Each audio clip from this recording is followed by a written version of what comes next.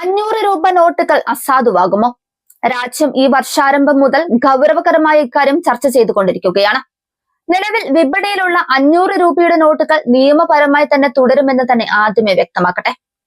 2026 തുടക്കം മുതൽ സോഷ്യൽ മീഡിയയിലും മറ്റു മാധ്യമങ്ങളിലും സജീവമായ ഒരു ചർച്ചയാണ് 500 രൂപയുടെ നോട്ടുകൾ നിരോധിക്കുന്നുവെന്നത്.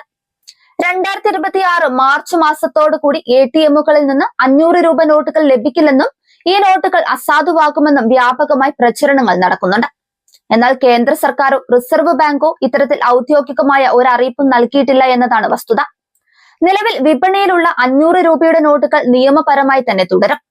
മുൻപ് 2000 രൂപ നോട്ടുകൾ പിൻവലിച്ചപ്പോൾ വ്യാജ നോട്ടുകൾ തടയുക, ഡിജിറ്റൽ ഇടപാടുകൾ വർദ്ധിപ്പിക്കുക തുടങ്ങിയ ലക്ഷ്യങ്ങളാണ് സർക്കാർ മുന്നോട്ട് വെച്ചത്. രാജ്യത്തെ പണരഹിത സമ്പദ് വ്യവസ്ഥയിലേക്ക് നയിക്കുക എന്ന വിശാലമായ ലക്ഷ്യത്തിന്റെ ഭാഗമായിരുന്നു ആ തീരുമാനങ്ങൾ. എന്നാൽ 500 രൂപയുടെ നോട്ടുകളുടെ കാര്യത്തിൽ ഇത്തരമൊരു തീരുമാനം സർക്കാർ കൈക്കൊണ്ടിട്ടില്ല. അതിനാൽ സാധാരണക്കാർക്ക് പരിഭ്രാന്തിയുടെ ആവശ്യമില്ലെന്നും ബാങ്കുകളും ATMകളും പതിവ് പോലെ നോട്ടുകൾ വിതരണം ചെയ്യുമെന്നും അധികൃതർ വ്യക്തമാക്കുന്നുണ്ട്. സർക്കാർ നിർദ്ദേശപ്രകാരം ഉടൻ മാറ്റങ്ങളൊന്നുമില്ലെങ്കിലും സുരക്ഷിതമായ ഇടപാടുകൾക്കായി ഡിജിറ്റൽ പണമിടപാടുകൾ പ്രോത്സാഹിപ്പിക്കപ്പെടുന്നുമുണ്ട്.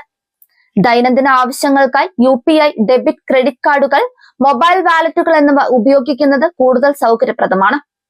കൈവശമുള്ള അധികം വരുന്ന പണം ബാങ്ക് അക്കൗണ്ടുകളിൽ നിക്ഷേപിക്കുന്നത് വഴി ഭാവിയിലേക്കുണ്ടാവുന്ന അസൗകര്യങ്ങൾ ഒഴിവാക്കാനും ഇലക്ട്രോണിക് പേയ്മെന്റ് രീതികളോട് വേഗത്തിൽ പൊരുത്തപ്പെടാനും സാധിക്കും.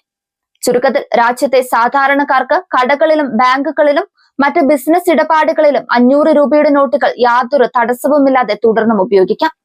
2026 ആദായ നികുതി റിട്ടേൺ സമർപ്പിക്കൽ ഉൾപ്പെടെയുള്ള നടപടിക്രമങ്ങൾ ലളിതമാക്കാനുള്ള ശ്രമങ്ങൾ നടക്കുന്നുണ്ടെങ്കിലും കറൻസി പിൻവലിക്കൽ എന്ന നീക്കം നിലവിലില്ല. സുരക്ഷയും സുതാര്യതയും ഉറപ്പാക്കാൻ സാധ്യമായ ഇടങ്ങളിലൊക്കെ ഡിജിറ്റൽ മാർഗങ്ങൾ സ്വീകരിക്കുന്നത് മാത്രമാണ് നിക്ഷേപകർക്കും സാധാരണക്കാർക്കും നൽകുന്ന നിർദ്ദേശം.